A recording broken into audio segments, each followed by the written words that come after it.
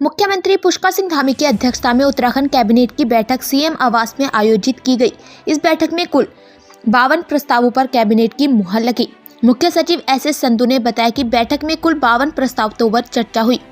Cabinet ने startup नीति 2023 को मंजूरी दी और जमीनों के सर्किल रेट को बढ़ाया। जोशीमठ आपदा के लिए पुनर्वास नीति को 3 भाग में रखा गया। विधानसभा का आगामी बजट सत्र गैरसैंण में आयोजित किया जाएगा और महाकाल और काशी विश्वनाथ की तर्ज पर हरिद्वार में हर की पैड़ी कॉरिडोर बनेगा। नहीं है वो अगली कैबिनेट में भी जैसे ज़मीन का कीमत है वो अभी रिपोर्ट विशेषज्ञों की आनी है कि कितने में नया कुछ नहीं बनना है, किस में बनना है, किस में थोड़े वेट का बनना है। तो जैसे जैसे रिपोर्ट्स आती जाएंगी ये काम जो होते हैं जो बहुत लॉन्ग टर्म प्लानिंग होती है, एकदम नहीं होता। उनका भी है प्रावधान, सभी का।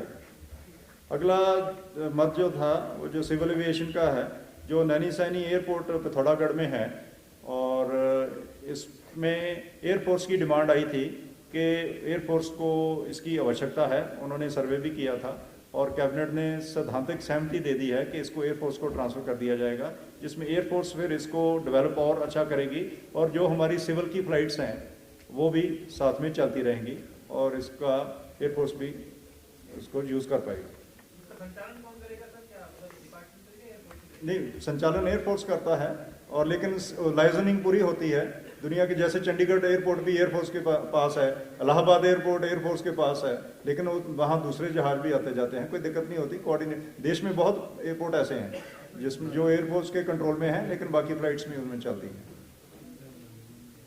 अगला मत था जो एक BECIL कंपनी है भारत सरकार का, उसको उत्तराखंड में भी काम करने के लिए एम्पैनल किया।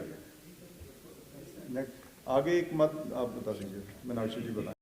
अगला मत जो ट्रांसपोर्ट डिपार्टमेंट का है, जो पहले भी अखबार में आ चुका कि वाहन क्रय पॉलिसी जो थी सरकारी अधिकारी एंड माननीय मंत्रीगणों के लिए जो गाड़ियां सरकार खरीदती है, तो वो पिछली बार 2016 में वो नीति तय की गई थी। उसके बाद काफ़ी कारों और वाहनों की कीमत बढ़ गई और जो पहले पुराना जो सीमा निर्धारित की गई थी उसमें किराए हो जाते थे, अब वो नहीं हो पा रहे थे, विभागों को दिक्कत आ रही थी। अब उसमें कुछ वृद्धि की गई है, जो उसको मार्केट रेट देखते हुए, जो फॉर एग्जांपल जो इनोवा है 16 में जितने की आती थी अब वो कितने की आ रही है, तो उतना रेट उसमें बढ़ाया गया। 25 लाख नहीं, हाँ, ईवी लेंगे तो 35 लाख की, क्योंकि महंगी पड़ती है, और नॉर्मल लेंगे तो 25 लाख की।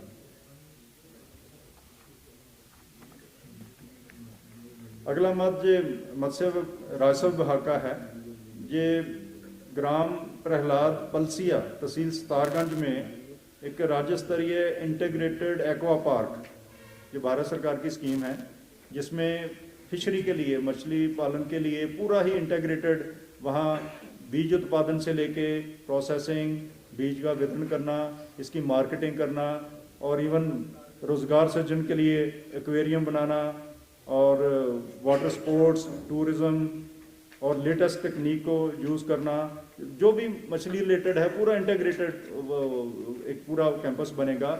इसके लिए 41 एकड़ भूमि जो है राजस्व विभाग से मत्स्य विभाग को देने का निर्णय लिया गया।